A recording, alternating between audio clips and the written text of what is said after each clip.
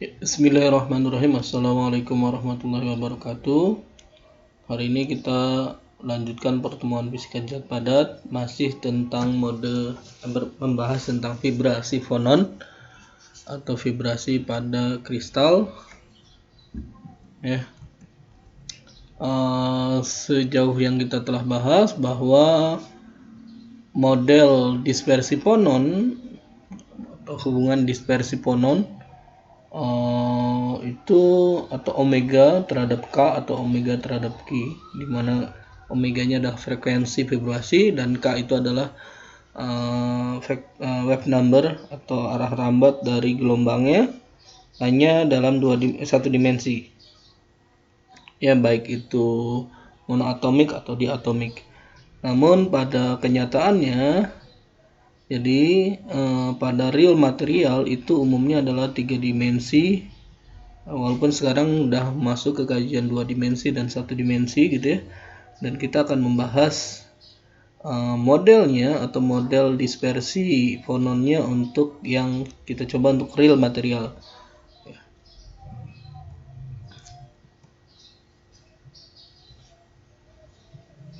Jadi secara umum kajian untuk memodelkan dispersi fonon dalam real material atau kristalin solid, maka kita lihat dalam perspektif eksperimen dulu ya, bahwa omega K-nya seperti apa dalam real material. Kenapa? Karena dalam eksperimen itu biasanya bergantung pada arah orientasi kristalnya. Jadi eksperimen dilakukan pada beberapa arah orientasi untuk mendapatkan karakteristik omega K ya, yang sangat dipengaruhi oleh arah orientasi gelombang dan wave number gelombang atau arah orientasi kristalnya juga. Ya, yang kedua kita akan memodelkan dinamika kisi pada beberapa model ya. Mulai dari yang paling sederhana sampai yang rada rumit. Termasuk juga tawaran-tawaran model yang mungkin bisa menggambarkan secara umum ya, metode modern lah kita sebut. Nah, secara klasik atau mode normal vibrasi, mode normal vibrasi lah. Ya, secara klasik kita reduksi atau kita sederhanakan menjadi turunan pertama atau determinan dari matriks Deki ya. Matriks Deki berarti bergantung pada orientasi kristal, kemudian ini adalah nilai eigen dari mode vibrasi, kemudian I-nya ini adalah matriks identity. Matriks identity adalah matriks yang ketika dikalikan itu hanya pengali matriks 1 ya. Anggaplah matriks 1 gitu. Matriks identity, dan ini arahnya 3 dimensi ya. Nah, selain itu perlu dicatat juga bahwa polarisasi arah vibrasi atau gelombang vibrasi ada 2 arah polarisasi ya, yang disebut dengan polarisasi longitudinal, gelombang longitudinal, dan gelombang transversal. Ya, bedanya antara longitudinal dan transversal adalah bahwa gelombang longitudinal itu fenomenanya adalah fenomena kompresi, di mana arah propagasi gelombang itu sejajar dengan amplitudo vibrasinya. Jadi misalnya arahnya ke sini, nilai K-nya, sedangkan amplitudo vibrasinya juga arahnya sama. Jadi sedangkan transversal itu adanya pergeseran amplitudo atau pergeseran dari partikel, di mana ditandai dengan amplitudo vibrasi itu tegak lurus dengan arah propagasi gelombang. Jadi kalau misalnya arahnya K ke sini, misalnya gerak gelombangnya, maka arah vibrasinya itu tegak lurus ya. Nah, selain itu juga perlu diingat bahwa model satu dimensi itu memunculkan dua mode normal vibrasi ya. Yang pertama adalah mode cabang akustik ya, yang kedua adalah cabang optik ya. Nah, apa perbedaan antara cabang akustik dengan cabang optik? Pada cabang akustik, di mana panjang gelombang vibrasi itu digambarkan dengan persamaan ini ya, di mana frekuensi itu sebanding dengan kecepatan dikalikan K-nya, kecepatan suara dikalikan dengan arah propagasinya ya. Ya, ini dapat dianggap sebagai kalau misalnya ini secara sederhananya ya, kita akan mencari hubungan antara omega dengan K ya, hubungan antara omega dengan K. Dan kemudian misalnya contohnya adalah gerak gelombang suara di medium seperti udara ya. Kemudian adalah cabang optik ya. Cabang optik dia memiliki frekuensi yang lebih tinggi dibandingkan cabang suara. Pada material nyata ini ya, dimana probe untuk memeriksa frekuensi optikal ini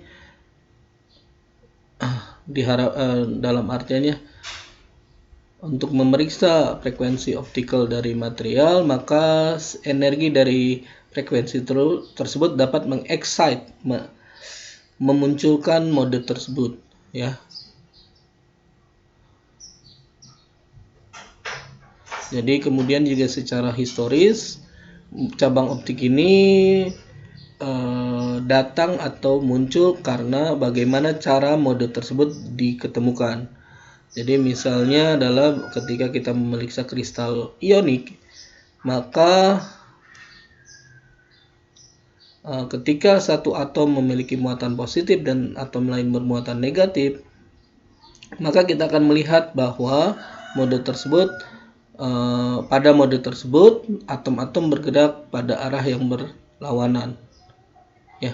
Jadi misalnya Na dengan Cl itu Na plus Cl minus, maka gerakan NaCl-nya Na-nya itu akan saling bertolak belakang dengan Cl gitu ya. Dengan demikian interaksi gelombangnya itu disebabkan adanya sifat elektromagnetik dari gelombangnya, sehingga kita tahu bahwa gelombang elektromagnetik itu adalah gelombang optik. Salah satu dari gelombang elektromagnetik adalah gelombang optik ya.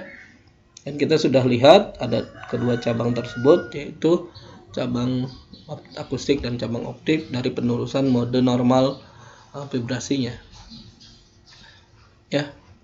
Selain itu juga tadi kita sudah bahas gelombang itu ada gelombang longitudinal dan ada gelombang transversal. Dengan demikian kita juga tahu dari mode normalnya kita muncul ada cabang atau mode akustik dan mode optik. Dengan demikian ada 4 kombinasi yang mungkin muncul. Pertama adalah kombinasi gelombang longitudinal mode akustik, gelombang transversal mode akustik, gelombang longitudinal mode optik, gelombang transversal mode optik.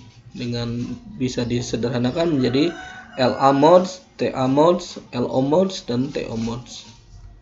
Oke, bagaimana gerak gelombang transversal?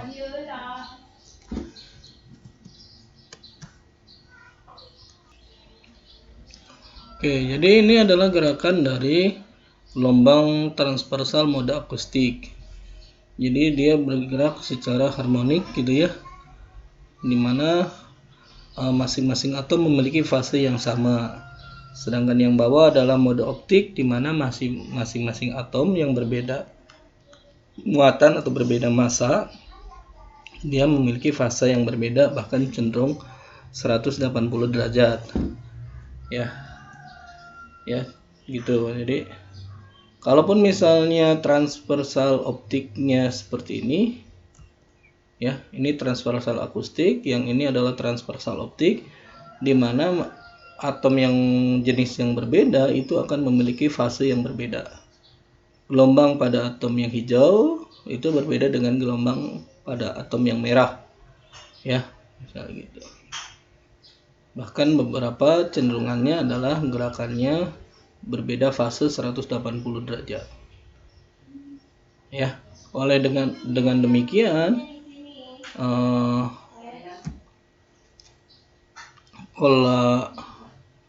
pola akustik pada yang longitudinal dan transversal, mode akustik pada longitudinal dan transversal akan memiliki cabang yang berbeda, cabang yang frekuensi yang berbeda. Kenapa? Karena bergantung pada interaksi antara gelombangnya dengan atomnya sendiri, sehingga dia akan menghasilkan cabang yang berbeda, branch ya. Tergantung dari jenis atomnya. Kalau ada atom n buah atom per unit cell, maka 3 cabang pada mode akustik, 3 jenis mode akustik, dan 3n-3 mode optik. Itu. Jadi ada banyak nanti. Jadi atom pertama, atom kedua, dan atom ketiga. Itu ya. Kemudian polarisasi. Ya. Pada mode optik juga sama, terjadi perbedaan cabang longitudinal dan transversal pada mode optik. Ya, itu intinya mah adalah didasari pada dua degenerasi akibat adanya perbedaan massa, muatan atau yang lainnya. Gitu. Itu ya. Nah, selain itu juga cabang mode vibrasi itu sangat dipengaruhi oleh arah orientasi kristal. Ya, FCC resiprokalnya adalah BCC, directnya BCC, resiprokalnya FCC, itu akan hasilnya beda gitu ya. Bergantung pada, intinya adalah struktur kristal atau jenis kristal yang terbentuk. Gitu ya. Ini misalnya adalah FCC, resiprokalnya adalah BCC. Kemudian, nah ini contoh adalah hasil pengukuran hubungan dispersi fonon pada silikon. Ya, menggunakan hamburan neutron dingin yang sifatnya adalah inelastik, kita dapatkan bahwa ini adalah mode zona Brillouin pertama, yang ini dan yang ini. Yang ini adalah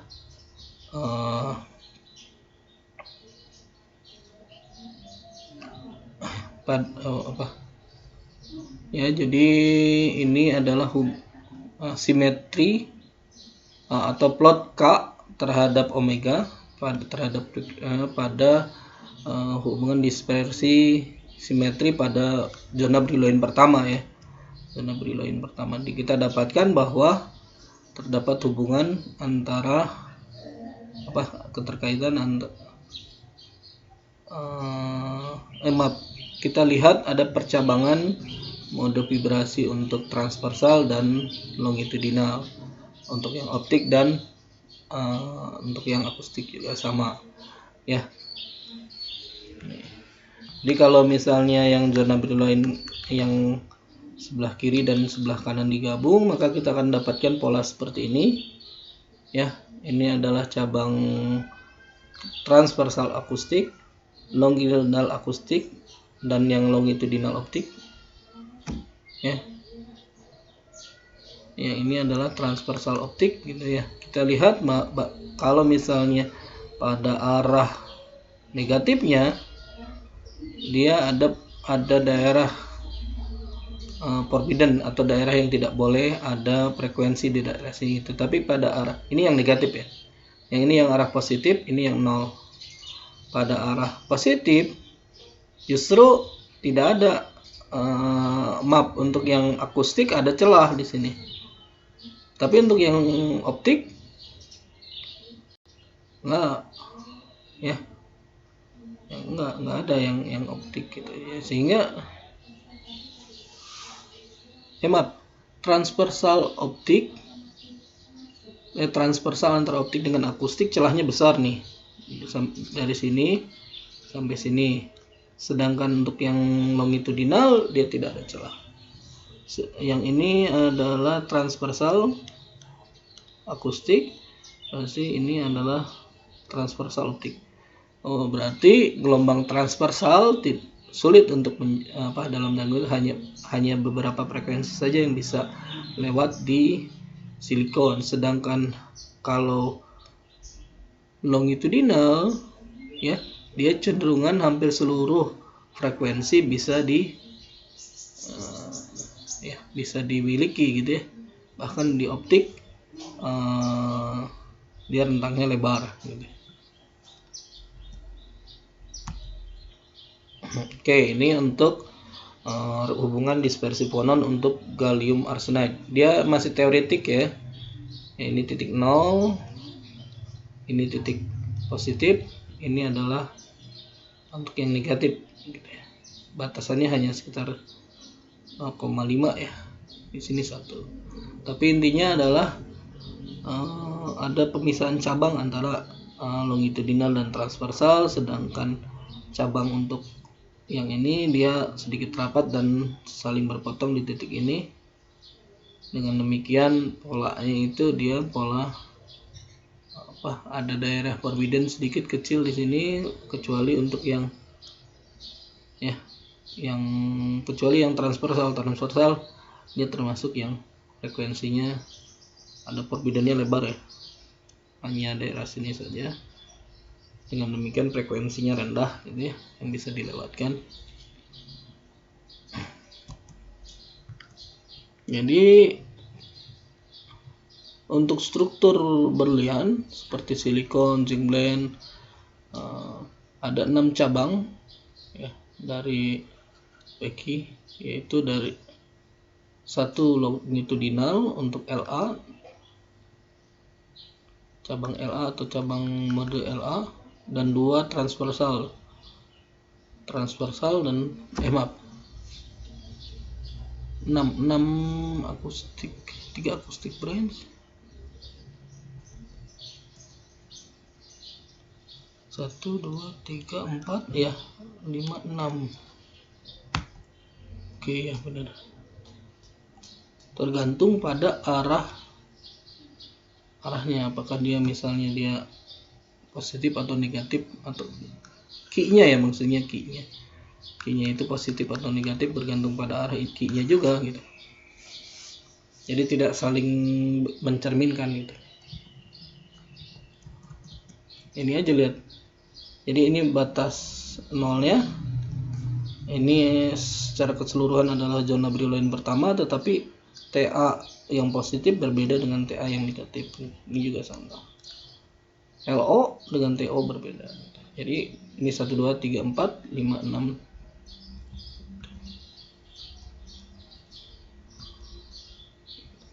Ini untuk FCC. Ini untuk sama FCC juga.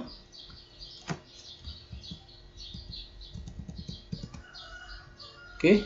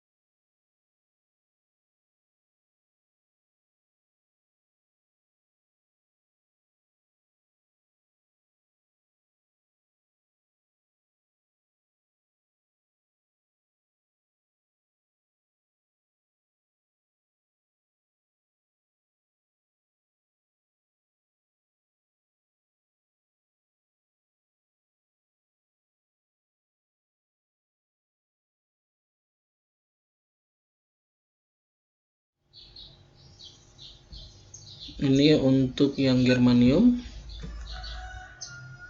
ini KBr dalam struktur NaCl hasil eksperimen ya. Ini zirconia pada struktur BCl.